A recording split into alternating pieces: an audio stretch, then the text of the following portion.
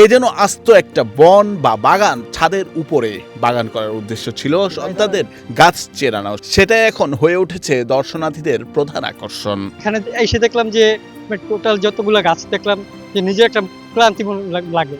তো ওই জায়গা দিয়ে আমার সবাদের উচিত যে অক্সিজেনের ক্ষেত্রে, তারপরে শরীর সুস্থ থাকতে, অসুস্থ করার জায়গা থেকে এই গাছগুলো খুব উপকারিতা।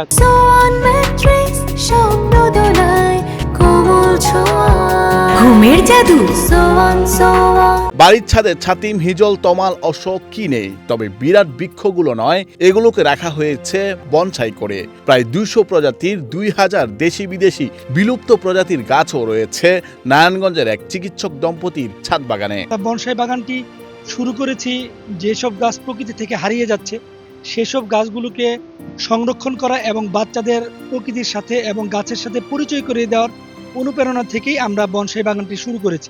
নারায়ণগঞ্জে সিদ্ধিরগঞ্জের নিমাই কাছারি এলাকায় 5 তলা বাড়িতে ছাদে বাগান গড়ে তুলেছেন মেডিসিন চিকিৎসক ফয়েজ আহমেদ ও তার স্ত্রী দন্ত চিকিৎসক মাহফুজা আক্তার এলিজা। 2014 সালের শুরুর দিকে তাদের লক্ষ্য ছিল সন্তানদের গাছের সঙ্গে পরিচয় করানো ও সবুজের মধ্যে লালন পালন করা। তবে সেটি এখন স্থানীয়দের কাছে হয়ে উঠেছে ছাদ বাগানের প্রধান আকর্ষণ। চিকিৎসক দম্পতির দেখা দেখি আশেপাশের ভবনগুলোতেও দেখা যাচ্ছে ছাদ বাগান। তারা জানান 2টি ক্যাকটাস ও 2টি বনসাই দিয়ে শুরু হয়। এখন প্রায় 200 প্রজাতি 2000 রকমের গাছ রয়েছে 1800 বর্গ ফুটের ছাদে। এসব গাছের বয়স 1 বছর থেকে 35 বছর পর্যন্ত। 10,000 টাকা থেকে শুরু করে 5 লাখ টাকা দামের বনসাই রয়েছে এখানে, যার বাজার মূল্য প্রায় 2 কোটি টাকার উপরে। তবে সেগুলো বিক্রির জন্য নয়, পরিচর্যা করছেন ভালোবেসে। প্রথমে আমরা 2014 সালে 2টি বনসাই এবং 5টি ক্যাকটাস নিয়ে আমাদের বারান্দা বাগান শুরু করেছিলাম।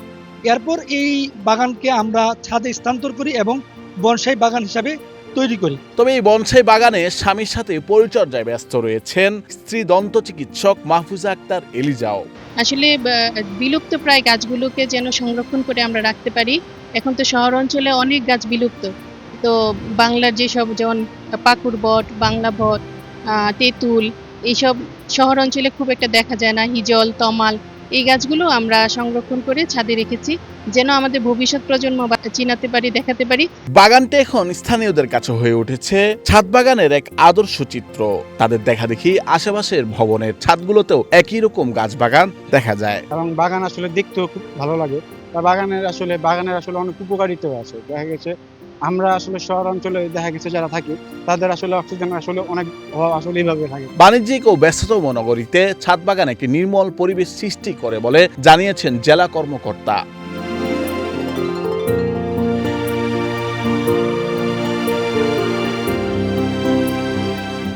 নুরুল আফসার, বৈশাখী সংবাদ।